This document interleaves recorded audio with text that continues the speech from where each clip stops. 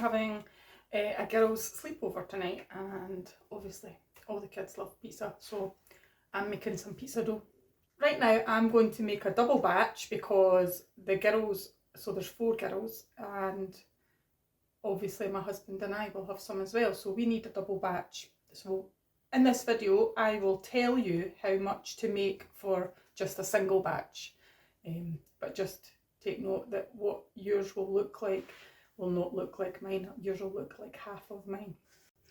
So into the tub we will put 350 mils of lukewarm water. So how I get this is I put 250 of cold water and add 100 mils of boiling water.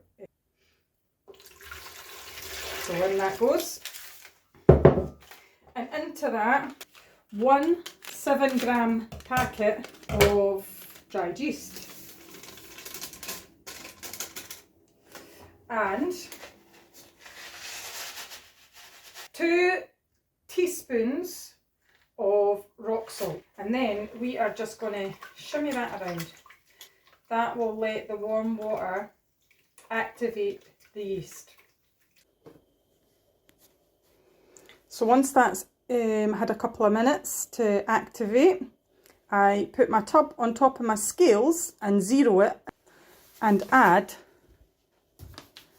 370 grams of flour. That's settled at 370. Get your fork and mix that until all the water and the flour has incorporated. Don't over mix it, you just need to make sure you get everything from the sides. Once you've made sure that all the flour is incorporated into the water with no dry pockets, you put a lid on that, just like this, and let that sit for half an hour. So the 30-minute timer has went up, so we are going to open that. I recommend giving your fingers a little wet just so that they're damp, so that the dough doesn't stick. And I just turn it a couple of times, scooping that up, and the technique is called stretch and fold. Go around a few times, bringing all that dough back together just like that, and that is it. And I will leave it like that, put the lid back on. This dough does not need any coil folds. However, if you want to do that, you can check out my naan recipe and it's the exact same folds. So the dough has been in the fridge for a few hours. Get some flour. And I am just going to empty the whole lot. So a single batch of this pizza dough will do 2 pizzas. So I am making 4 pizzas. Well, I am making 3 pizzas. So I am going to put a single measure back away in the tub. And we will use that for making naan. It's the same recipe for naan and pizza. This is a double measure of pizza dough. I am going to half that right down the middle, and then quarter it. I'll put 1 measure of dough back in,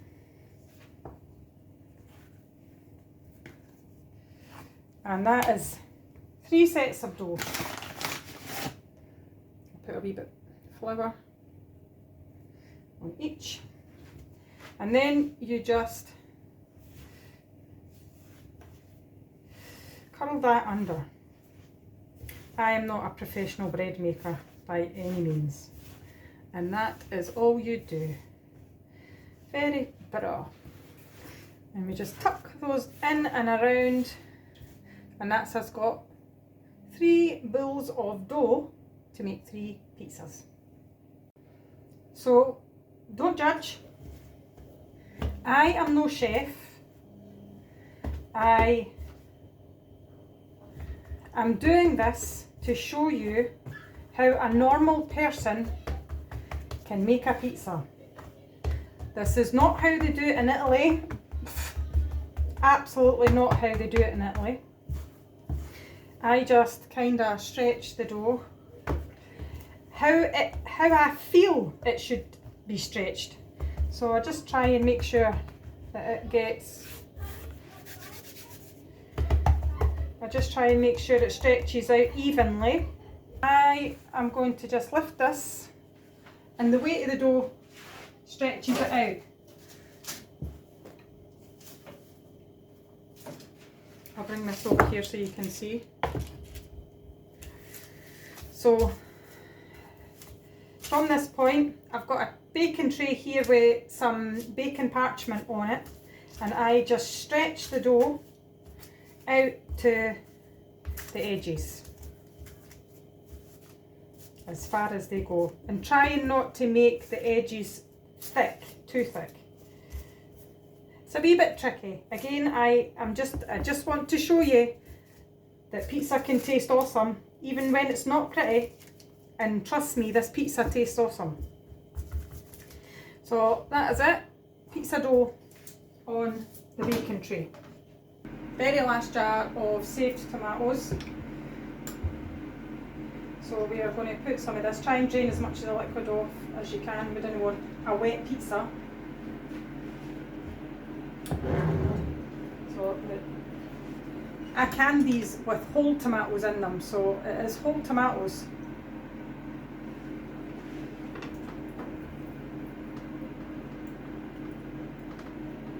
And you just spread that out.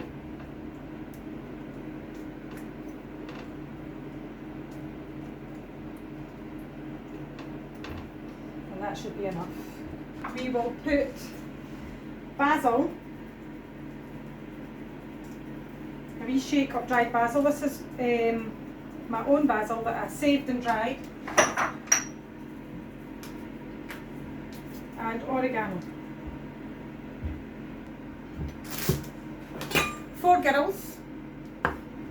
One wants mushroom and chorizo. She wanted pepperoni, but there was no pepperoni in the shop, so we got chorizo.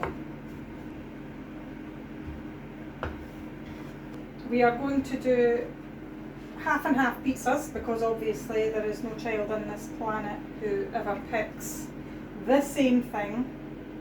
So one child is having chorizo and mushroom, 2 are having margherita,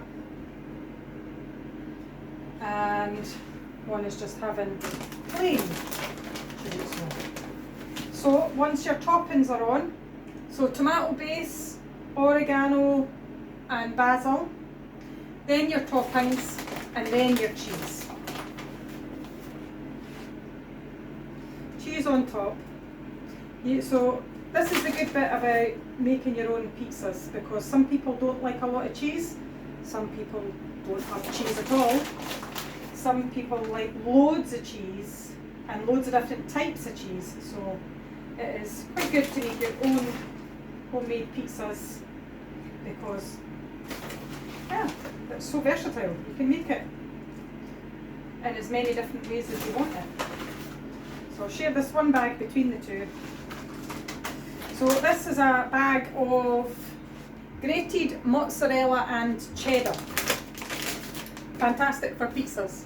So my oven is hot. I turned my oven up to its full heat, which is 250 degrees. So I usually put, when I'm cooking 2 at the same time, I put one nearer the top and one at the bottom, and then 5 minutes before they're ready, I switch them and turn them around. So I will put this one at the top and this one's at the bottom, right in. And I am going to put those on for 10 minutes. Mushroom storage hack. If you put your mushrooms in a tub with a lid on it, they will last so much longer. The timer goes off. Stand back for the cooker. And and it's already starting to bubble.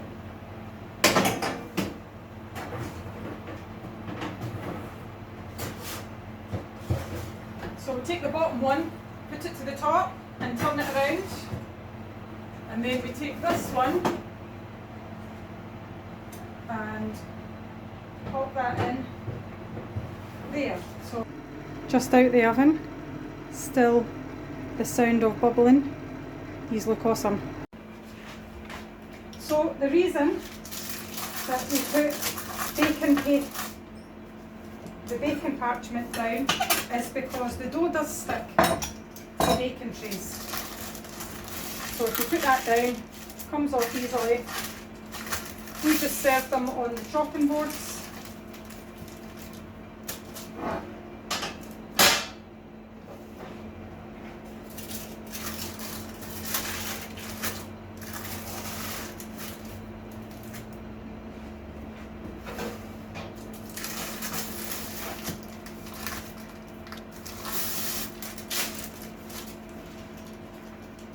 So these are half and half. So just